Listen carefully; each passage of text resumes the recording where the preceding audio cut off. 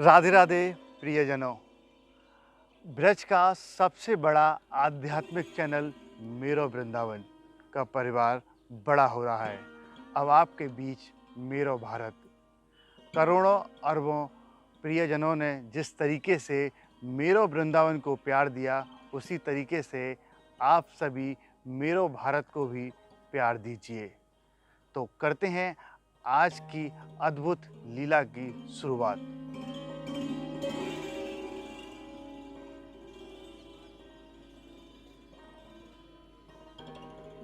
मित्रों, क्या आप जानते हैं कि एक ऋषि के शाप के चलते भगवान श्री कृष्ण और देवी रुक्मिणी को 12 सालों का वियोग सहना पड़ा था। द्वारिका नगरी का महल होने के बावजूद भी माता रुक्मिणी ने एक मंदिर में लंबे वक्त तक निवास किया था। आइए आपको इसकी कथा सुनाते हैं। दरअसल श्री कृष्ण दुर्वासा ऋषि को अपना कुल गुरु मानते थे, इसलिए भगवान कृष्ण और देवी रुक्मिणी शादी के बाद दुर्वासा ऋषि के आश्रम पहुँचे।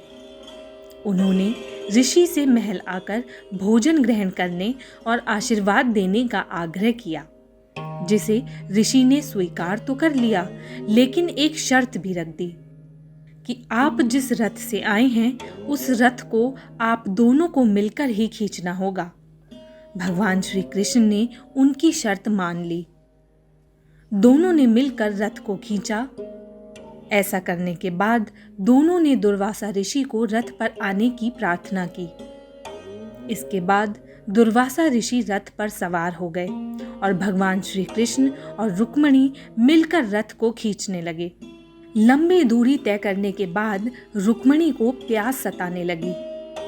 भगवान ने रुक्मिणी को धैर्य रखने के लिए कहा और बोले कि कुछ दूर और रथ को खींच लो, इसके बाद महल आ जाएगा। लेकिन रुक्मिणी का गला सूखने लगा और वे परेशान होने लगी। तब भगवान कृष्ण ने रुक्मिणी की प्यास बुझाने के लिए जमीन पर अपने पैर का अंगूठा मारा, जिससे जल का स्रोत फूट पड़ा। धरती से गंगा जल की धारा फूट पड़ी, जिससे रुक्मिणी ने अपनी प्यास शांत की। इसके बाद रुक्मिणी ने भगवान श्री कृष्ण से भी थोड़ा जल पीने का आग्रह किया।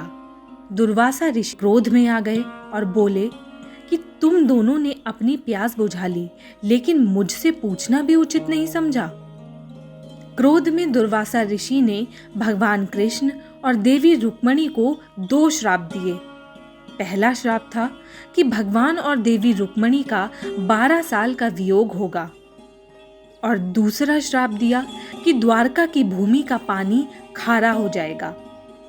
इसी वजह से देवी रुक्मिणी के भगवान द्वारकाधीश की पटरानी होने के बावजूद भी उनके निवास के लिए अलग से मंदिर बनवाया गया। फिर 12 साल भगवान विष्णु की तपस्या के बाद रुक्मिणी वापस द्वारिका आईं। दुर्वासा ऋषि के श्राप के कारण यहाँ जल का दान किया जाता है। मान्यता है कि यहाँ प्रसाद के रूप में जल दान करने से भक्तों की 71 पीढ़ियों का तर्पण हो जाता है। प्रियजनों, यहाँ पर आपको परमपिता परमेश्वर से जुड़ी हुई सभी जानकारियाँ मिलेंगी। तो आप अपने नए सदस्य को खूब सारा प्यार दीजिए और चैनल को सब्सक्राइब करें और साथ में बेल आइकन दबाएं, ताकि नए वीडियो की जानकारी सबसे पहले आप तक पहुँचे। और शेयर करना भी ना भूलिएगा।